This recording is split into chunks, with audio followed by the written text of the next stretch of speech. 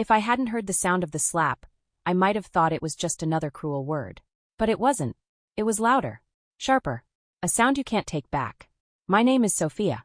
I'm 33 years old, a mother, a survivor of a broken marriage, and according to my family, too sensitive for her own good. I wasn't always this tired. Before I tell you how I turned my sister's life into a living hell, let me know where you're watching from. And subscribe if you believe children deserve protection, even from family. Growing up in the Avett family meant learning early that praise came in limited supply, and my younger sister Camille absorbed it all like a sponge. If she got a B, it was framed on the fridge. If I brought home straight A's, it was a nod and a "that's what we expect from you." Camille was the soft one, the sweet one, the one whose tantrums were called cute, and whose lies were brushed off as imagination. I was the quiet achiever, the girl who stayed late after class, won spelling bees, brought home medals no one noticed. I used to think if I worked hard enough, they'd finally see me. They didn't. Even now, my mother tells people, Camille was always the heart of the family, as though I was some appendage they didn't quite know what to do with. My father? A man of few words, unless he was talking about Camille's piano recitals, her hair, her laugh. He used to say I thought too much, that I should smile more. I learned to do that on command. By the time I left for university, I believed distance would fix it all. And for a while it did. That's where I met Michael. He was 2 years ahead of me, confident in a quiet way. I still remember the way he listened when I spoke, like I was saying something important. That alone made me fall. We married when I was 24. He had just landed a job at a logistics firm. I was finishing my master's in data science. We were careful, budgeted everything, chose a small apartment with a view of a parking lot, but a lot of light. 2 years later, Isla was born, on a snowy Tuesday morning with a scream that split the world open. I remember holding her and thinking, you will always know that you are loved. I wish that had been enough to keep us all together. Things started unraveling slowly. Michael got promoted, started traveling more. Late nights became normal. The texts on his phone became suspicious. I confronted him gently at first. He denied everything. Then he didn't. Her name was Leah. A colleague. Someone he connected with. He said we'd grown apart. That I was always tired. That I focused too much on Isla. As if loving our daughter too fiercely had pushed him away. We tried couples therapy. Or rather, I tried. He nodded through sessions like he had somewhere better to be. By the time Isla turned 5, the divorce papers were signed. I told my family only what I had to. That it hadn't worked out. I didn't tell them about Leah. Or the silence. Or the nights I lay awake counting how many different ways my life had come undone. Because I knew what they'd say. They said it anyway. Men don't leave happy homes, my mother told me over the phone. You must have pushed him away, Camille added, sipping wine during a family dinner, not even looking up from her phone. Typical Sophia, Dad sighed. Always chasing something she can't hold on to. That's when I realized, some homes aren't made of walls. They're made of rules. And if you break them, even by surviving, they never forgive you for it. Still, when rent prices soared and childcare became impossible, I swallowed my pride and moved back home with Isla. Just for a while. Camille still lived there too, in the guest room, despite being 31 and, to my knowledge, unemployed for the 3rd year running. She called it a creative pause. My parents called it support. But when I walked through that front door with Isla's small hand in mine and 2 suitcases behind me, Camille's smile faltered for the first time in years. Wow, she said. Didn't expect you to come crawling back. I wanted to scream. Instead, I smiled. Like always. They said I could stay as long as I needed. But the welcome wore off before my suitcase hit the floor. I moved into my old room on a Tuesday afternoon. The sheets were stiff with starch, and the closet still smelled faintly of dust and lavender. Nothing had changed, not the cracked poster frame above the desk, not the ceiling fan that clicked with every turn. It was like stepping back into a life I had outgrown, but never truly left behind. Camille made sure to let me know she wasn't thrilled. You're in your room, obviously, she said with a little scoff. Wouldn't want Isla messing up mine. She passed by the hallway like a perfume cloud, smugness and Chanel. At dinner, she dominated the conversation as usual. She spoke about her podcast idea, a wellness lifestyle brand for women who hate being told what to do. My father nodded proudly. My mother called it visionary. They didn't ask how Isla was adjusting, or if I'd found a new job yet, or how I was coping with a failed marriage. It was like I had walked in with a neon sign flashing failure, and they couldn't bear to look directly at it. Camille, on the other hand, stared at it like it fueled her. The next morning, Isla sat at the kitchen counter, legs swinging from the stool, humming softly as she built a tower of dry cereal pieces. My mother was flipping pancakes. Camille sat at the table scrolling on her phone. Maybe you could. I don't know. Teach her to use her inside voice. Camille muttered without looking up. I froze.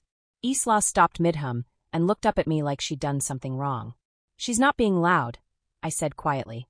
She's being distracting, Camille shot back. Some of us have things to focus on. Like your podcast trailer that hasn't been written? I said before I could stop myself. She blinked at me slowly, then smiled. Wow. Getting bold, are we? Divorce gave you a little attitude. I didn't respond. Isla looked between us and tucked her cereal tower behind her hands. Later that day, my mother cornered me in the laundry room. Try to keep things peaceful, she said while folding towels. Camille's under a lot of pressure right now. I'm sorry, is she the one who just lost her husband, career stability and housing? I asked. My mother looked up, frowning. You've always been dramatic, Sophia. No. I've just always been alone in this house. That night, after Isla fell asleep curled beside me in my twin bed, I stared at the ceiling and thought, was I wrong to come back? But I didn't have the luxury of leaving. Not yet. So I did what I always did. I endured. She smiled in front of everyone. But behind closed doors, she kept trying to erase me, one comment, one eye roll, one jab at a time. The days blurred.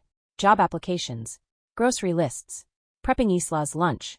Trying to smile through the tension that thickened like dust in every room of that house. Camille was always there. Breezing in with her effortless charm, taking up space and praise like she was born entitled to both. She didn't say anything outright. That wasn't her style. Camille preferred whispers wrapped in sugar, concern disguised as cruelty. It must be hard being so alone all the time, she said over coffee one morning. I mean, I guess some people just aren't meant for marriage. I didn't answer. I never did. She didn't want a conversation, she wanted power. The only bright spot in those days was Isla. She filled the corners of my room with music and drawings. She sang when she got dressed. She sang in the car. She sang while brushing her teeth. She reminded me that joy was still possible, even in places where it had once died. But Camille didn't see it that way. Does she ever stop? She asked one afternoon, standing outside the door to our room. She's just singing, I replied, folding laundry on the bed. It makes her happy. It gives me a migraine. The next day, she brought home noise-canceling headphones, not for herself but for Isla. They're child-sized, she said sweetly. Maybe it's time she learned about boundaries. I nearly threw them out the window. That weekend, I had a job interview. A marketing position at a small firm across town. Nothing glamorous, but it was a way out, a chance to save, to move forward, to reclaim a shred of dignity.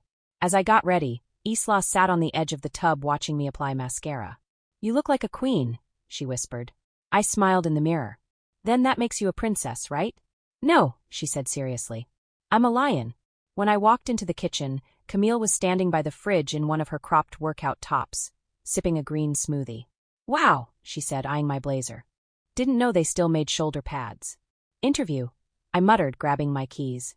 Fingers crossed, she said brightly. Though I guess with that resume gap, you'll need more than luck. I clenched my jaw, but Isla was watching. So I smiled. Always smiling.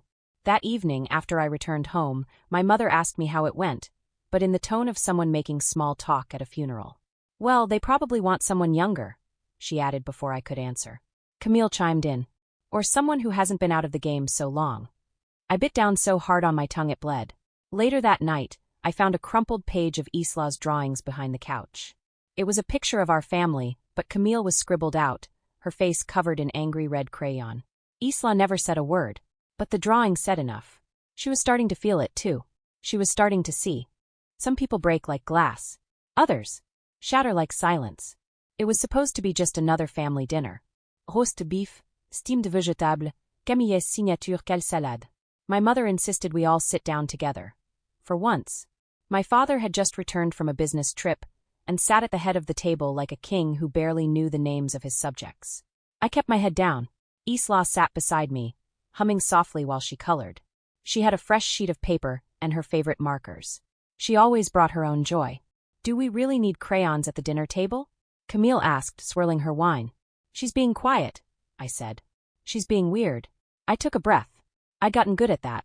Deep breaths. Count to 5. Let it go. But Camille wasn't done.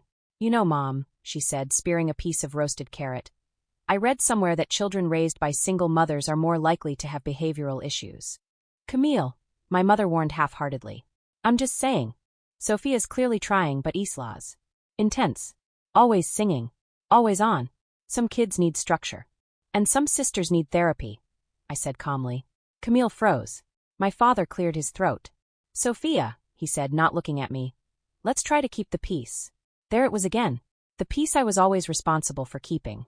The calm I had to protect, even when it came at my daughter's expense. I glanced at Isla. She was still coloring. Still humming. Oblivious to the storm building around her. Then she started to sing. Just a few lines of her favorite song, something about dancing with dragons and lighting up the sky. Her voice was sweet. Clear. A little loud. Camille's fork clinked hard against her plate. She closed her eyes like she'd been slapped. Then she stood. Can you please control your child for once? She snapped. I started to rise, to ask Isla to lower her voice, gently, kindly, but my mother distracted me with a question about Isla's school. It took seconds. Just seconds. By the time I turned around, Camille was already moving.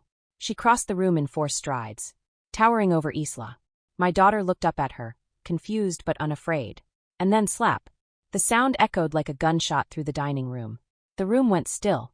My breath caught in my throat. Isla's small body jolted backward. Her marker rolled off the table. A vivid red handprint bloomed across her cheek. She didn't cry. She just stared. We all did. Like mother, like daughter, Camille sneered. Always needing attention. Always making noise. Maybe now she'll learn some manners. My father let out a long sigh. Well, he muttered. She did need to learn some shame. My mother chuckled. You know, Sophia never understood how to raise a quiet child. I looked at them all, as if they were strangers.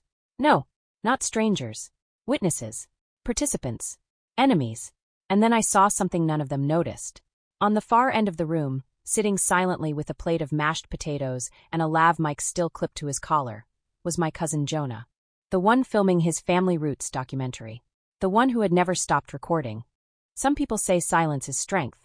But there's nothing strong about staying quiet while a child gets hurt.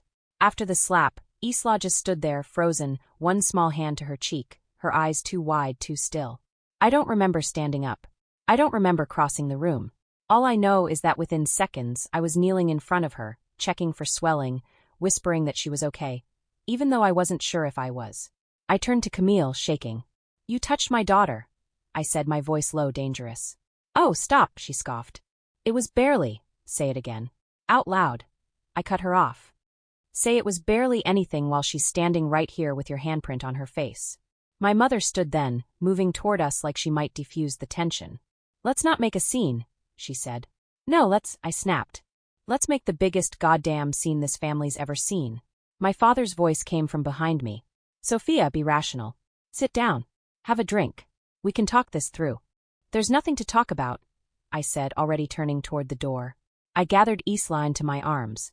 She buried her face in my shoulder, silent but shaking. I didn't pack. I didn't say goodbye. I just walked out. We stayed with Tara that night, my best friend, my lifeline. Her apartment was small but warm, filled with soft lighting and plants that were somehow always alive. She didn't ask questions. She just made tea and cleared off the guest bed. Isla fell asleep in minutes. But I didn't. I sat in the kitchen, replaying the slap over and over, and more than that, the smirks, the laughter, the complete lack of remorse. And then I remembered the mic. The next morning I texted Jonah. Me. Did your mic catch last night? Jonah. Everything. Why? I called him immediately. He hesitated. Soph, if they find out I gave it to you. You didn't. You dropped it. I found it. That's the story. Silence. Then he sighed. Fine. Meet me behind the garage.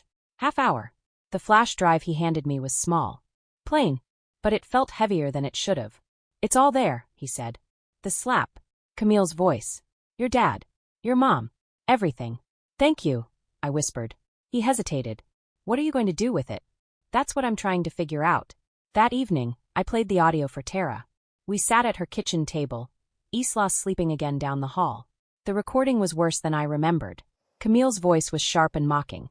My father's tone was smug. My mother laughed, not just once, but twice. It painted the exact picture I'd lived in for 30 years. Jesus estava espered. They're monsters. I didn't answer. I was still listening to Camille call my daughter too loud. Still hearing my father say she needed shame. And still hearing myself say nothing. But that silence? It ended now. For years they spoke over me, laughed at me, ignored me. But this time I had the mic. The next morning, I sat on Tara's couch with the flash drive in my hand and a decision on my shoulders. I had proof. Real, undeniable proof. Not just of the slap, but of everything that came with it. The cruelty. The validation. The silence that followed. You should go to the police, Tara said. This is child abuse. Period. And then what? I asked quietly. They spin it. Say I'm unstable. A single mom with a chip on her shoulder. They have money. Lawyers. Reputation. And you have the truth. That sat with me. For years I had believed that wasn't enough. But maybe now it could be. That night, I called my friend Lisa, a lawyer I'd known since college. I emailed her the audio file and waited, heart pounding, as she listened on the other end. When it finished, she didn't speak right away. Then, Sophia, this is damning. If this gets out, your sister, your parents, they could face legal and social fallout. Are you ready for that? I wasn't, I said. But I am now. I didn't go straight to the police. I went somewhere louder. I sent the audio anonymously to a parenting podcast Camille had mocked once, one that specialized in family dynamics and accountability. I wrote a brief summary, changed the names, but the words, they were word for word. Within days, the episode aired under the title, The Golden Child and the Forgotten Sister, a case of family silence. It went viral overnight. Listeners were horrified. Some cried. Some raged. But most of all, they believed me.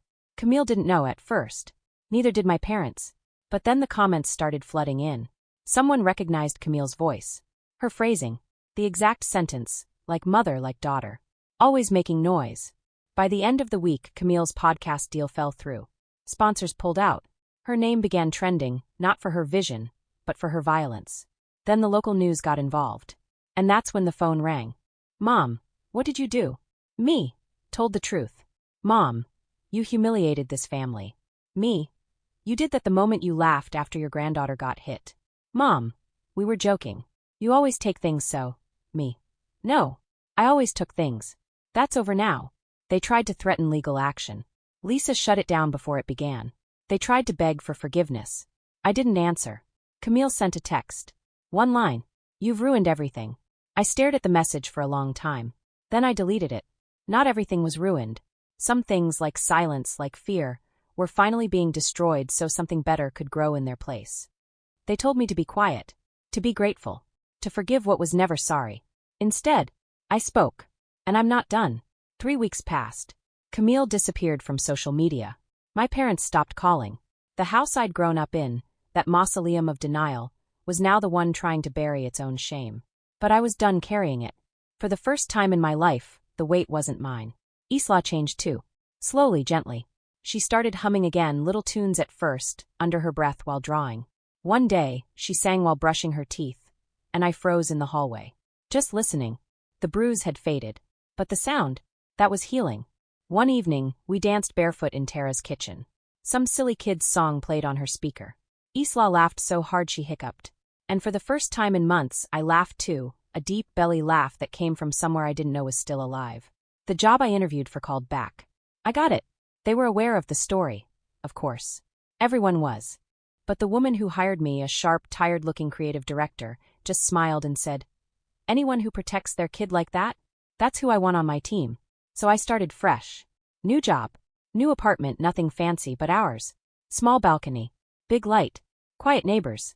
And Isla had a room with stars on the ceiling. Jonah's documentary, ironically, became more successful than anyone expected. He edited the rest of the reunion footage carefully, leaving out the worst but hinting at the truth. Then he credited one unnamed relative at the end with the line, some stories demand to be told, even if they shatter the silence.